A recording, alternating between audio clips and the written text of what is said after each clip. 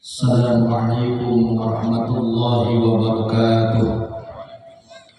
Allahu akbar, Allahu akbar, Allahu akbar, Allahu akbar, Allahu akbar, Allahu akbar, Allahu akbar walillahil hamd. Allahu akbar kabira, walhamdulillahi katsira, wa subhanallahi bukratan wa asila. Allah Ta'ala fil Qur'anil Karim, inna a'tainakal kautsar fasholli li rabbika wanhar inna syani'aka huwal abtar. Asyhadu an la ilaha illallah wa asyhadu anna sayyidana Muhammadan abduhu wa rasuluh la nabiyya ba'dah. Allahumma sholli wa sallim wa barik alaihi wa ala alihi wa ashabihi, amma ba'd. Fa ya ibadallah, usikum wa iyaya bitaqwallah la'allakum yadkhulunal jannah. Allahu akbar, Allahu akbar walillahil hamd. Hari ini kita namakan hari raya Idul Adha. Id artinya kembali, sedangkan Adha berarti menyembelih. Karena pada hari raya Idul Adha dianjurkan bagi yang mampu untuk melaksanakan penyembelihan hewan kurban. Sebagaimana Allah telah menyatakan, inna a'tainakal kautsar, sesungguhnya kami telah memberikan nikmat yang sangat banyak. Pada ayat lain nikmat yang banyak itu tidak mungkin kita hitung, dan jika disyukuri akan ditambahkan keberkahan kuantitas dan kualitas nikmatnya. Allah hanya meminta dua hal, fasholli li rabbika wanhar, salatlah semata-mata karena Tuhanmu dan lakukan penyembelihan. Satu di antara penyembelihan dimaksud adalah menyembelih hewan kurban. Atas dasar itu, hari raya ini sering disebut sebagai Idul Kurban. Sedangkan dalam bahasa Arab, kurba berarti mendekatkan diri. Maksudnya upaya mendekatkan diri kita lahir dan batin ke hadirat Allah Subhanahu wa taala. Allahu akbar walillahil hamd. Selain disebut hari raya Idul Adha, hari raya ini juga sering disebut sebagai Idul Kurban dan sering dinyatakan sebagai hari raya haji.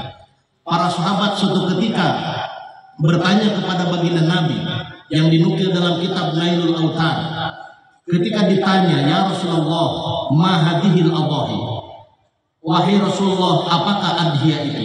Rasulullah menjawab, sunnatu abikum Ibrahim, yaitu tradisi ayahanda kalian Ibrahim alaihissalam. Dengan demikian, merayakan hari raya Idul Adha tidak bisa dipisahkan dengan mengenang histori penting yang ada hubungannya dengan Nabi Ibrahim alaihissalam dan keluarga. Kisah ini harus kita jadikan teladan dalam hidup dan kehidupan, baik sebagai pribadi, sebagai pemimpin keluarga, maupun pemimpin bangsa dan negara. Karena Nabi Ibrahim merupakan sosok manusia sempurna untuk dijadikan teladan oleh setiap kita. Ia adalah figur bagi generasi muda, contoh terbaik bagi setiap orang tua, dan teladan bagi para pemimpin bangsa.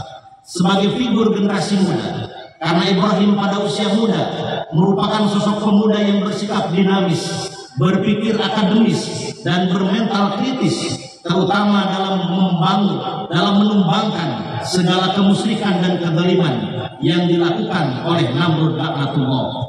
Figur Ibrahim muda seperti ini yang harus dijadikan uswah dan qudwah, terutama bagi generasi milenial yang hidup di era persaingan global. Sebab bangsa yang kuat terletak pada generasi muda yang hebat. Allahu akbar, Allahu akbar walillahil hamd. Nabi Ibrahim alaihissalam juga sebagai contoh terbaik bagi setiap orang tua, terutama bagi para pemimpin keluarga. Sebab beliau berhasil mendidik putra-putranya menjadi anak yang soleh, bahkan menjadi nabi bagi kaumnya. Hal ini diurai jelaskan dalam Quran surah Maryam ayat 49. Falamma atajalahum wa ma ya'buduna min dunillahi wa habna lahu ishaqa wa yaquba wa qulna ja'alna nabiyya. Manakala Nabi Ibrahim berpindah ke tanah suci Baitul Maqdis, berpisah dari kaumnya yang menyembah berhala, maka kami anugerahkan kepadanya keturunan, yaitu Ishak dan Yakub, dan masing-masing kami angkat menjadi nabi. Selain Ishak dan Yakub, juga kita mengenal kesalehan Ismail alaihissalam sebagaimana disebutkan dalam Quran surah As-Saffat ayat 101. Fabasyarnahu bighulamin halim, maka kami beri dia kabar gembira dengan seorang anak yang amat sabar. Maksud anak yang amat sabar di sini adalah Nabi Ismail alaihissalam. Sedangkan di antara kesabaran Ismail alaihissalam, sebagaimana dijelaskan Al-Quran surah As-Saffat ayat 102, maka manakala anak itu sampai pada umur atau sanggup berusaha bersama-sama Ibrahim, Ibrahim berkata, "Hei anakku, sesungguhnya aku melihat dalam mimpi bahwa aku menyembelihmu, maka pikirkanlah apa pendapatmu." Ismail menjawab, "Hei ayahanda, kerjakanlah apa yang diperintahkan kepadamu. Insya Allah kamu akan mendapatiku termasuk orang-orang yang sabar." Nabi Ibrahim melaksanakan perintah Allah dan usulan Ismail alaihissalam.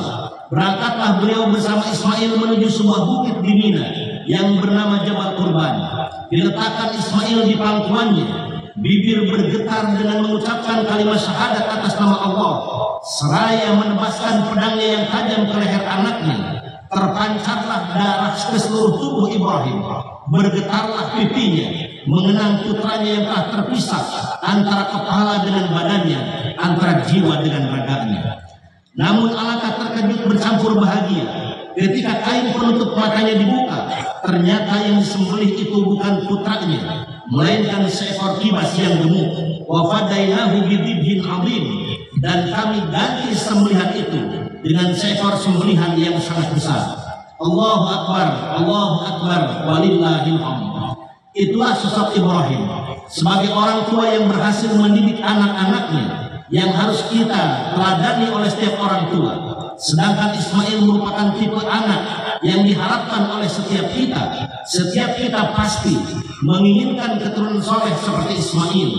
Namun syarat utama dan pertamanya keteladanan dari kedua orang tuanya, pendidikan dan lingkungan yang harus terprotek betul, terpelihara dari nilai-nilai atau virus-virus yang tidak baik. Allahu Akbar, walillahil hamd. Selain itu, Nabiullah Ibrahim alaihissalam merupakan teladan terbaik bagi para pemimpin bangsa, sebab beliau merupakan sosok pemimpin yang menempatkan kesejahteraan rakyatnya di atas kesejahteraan diri pribadinya, keluarga, dan kelompoknya. Hal ini tercermin dari untaian doa yang senantiasa beliau panjatkan ke hadrat Allah Subhanahu wa Ta'ala, yang diabadikan dalam Al-Quran surah Al-Baqarah ayat 126. Wa idh qala Ibrahim rabbi ij'al hadha baladan amina warzuq ahlahu minas samarati man amana minhum billahi wal yaumil akhir. Wahai Tuhanku, jadikanlah negeri kami menjadi negeri yang aman sentosa, dan limpahkanlah rezeki bagi penduduknya dari berbagai macam ragam buah-buahan terhadap mereka yang beriman kepada Allah dan beriman kepada hari kemudian. Inilah tipikal doa yang diucapkan Nabi Ibrahim sebagai pemimpin umat dan masyarakat pada saat itu yang masih relevan untuk saat ini. Beliau sebelum berdoa untuk keselamatan jabatannya sendiri, terlebih dahulu berdoa demi keselamatan dan kebahagiaan rakyatnya.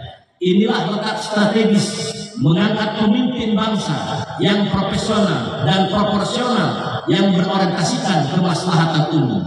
Karena secara fungsional, pemimpin bagi suatu negara laksana mesin bagi sebuah kendaraan. Andai mesinnya rusak, maka kendaraan tidak bisa jalan dan penumpang tidak mungkin sampai ke tujuan. Karena itu Allah mengingatkan betapa pentingnya pemimpin bagi baiknya suatu negeri atau suatu bangsa atau suatu daerah. Tetapi Allah pun mengingatkan betapa bahayanya seorang pemimpin yang tidak mencintai rakyat, yang tidak berorientasikan kepada yang dipimpinnya. Ini dijelaskan Allah dalam Al-Quran surah Al-Isra ayat 16. Wa idza aradna an nuhlika qaryatan amarna mutrafiha fafasaqu fiha fa haqqa 'alaiha al-qawl fadamarnaha tadmira. Bila kami bermaksud membinasakan suatu kota, maka kami perbanyak golongan mutraf di dalamnya, lalu mereka berbuat fasik, maka sepantasnya berlaku kutukan atas mereka, lalu kami membinasakan sehancur-hancurnya. Sedangkan yang dimaksud kaum mutrafin, menurut Dr. Muhammad Sulaiman Al-Asqari dalam Zubdatut Tafsir min Fathil Qadir, adalah dua kelompok. Pertama, al-umara'ul ja'irun, pemimpin yang zalim. Kedua, al-aghniya'ul fajirun, orang-orang kaya yang tidak berderma kepada sesama, terutama kaum fakir, miskin dan du'afa. Oleh karena itu, implementasi semangat Lebaran Haji, Lebaran Idul Adha ataupun Idul Kurban terletak pada dua kekuatan yang harus kita pelihara dengan baik. Yang pertama, haji yang mabrur adalah haji yang memberikan kebaikan kepada sesama. Kurban yang dibagikan adalah simbol berbagi kepada sesama. Sedangkan Idul Adha yang isinya adalah mendekatkan diri kepada Allah Subhanahu wa taala tanpa meninggalkan dan menanggalkan kedekatan kita kepada sesama. Spirit ini yang diungkapkan dengan bahasa tegas oleh Syekh Sunan Gunung Jati, ingsun titip tajub dan fakir miskin. Tajub adalah simbol hablum minallah, sedangkan fakir miskin simbol baiknya hablum minanas. Salat ini diawali dengan takbir, simbol hablum minallah, diakhiri dengan salam, mengucapkan salam ke sebelah kanan dan kiri sebagai simbol hablum minanas.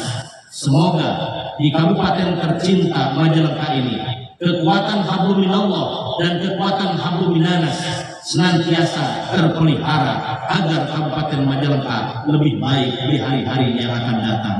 Amin, amin ya rabbal alamin. Selanjutnya kita bersimpuh kepada Allah untuk bermohon kepadanya agar diampuni segala dosa dan kesalahan kita, dosa kita kepada kedua orang tua kita yang masih ada ataupun tiada, dosa kita dan hilaf kita kepada guru-guru kita yang masih ada ataupun sudah tiada, dan dosa serta kesalahan kita sebagai rakyat kepada pemimpinnya, dari pemimpin kepada rakyatnya agar diampuni oleh Allah Subhanahu wa taala. Allahumma shalli wa sallim wa barik, amin ya rabbal alamin. Allahumma ighfir lil mu'minina wal mu'minat wal muslimina wal muslimat al ahya'i minhum wal amwat.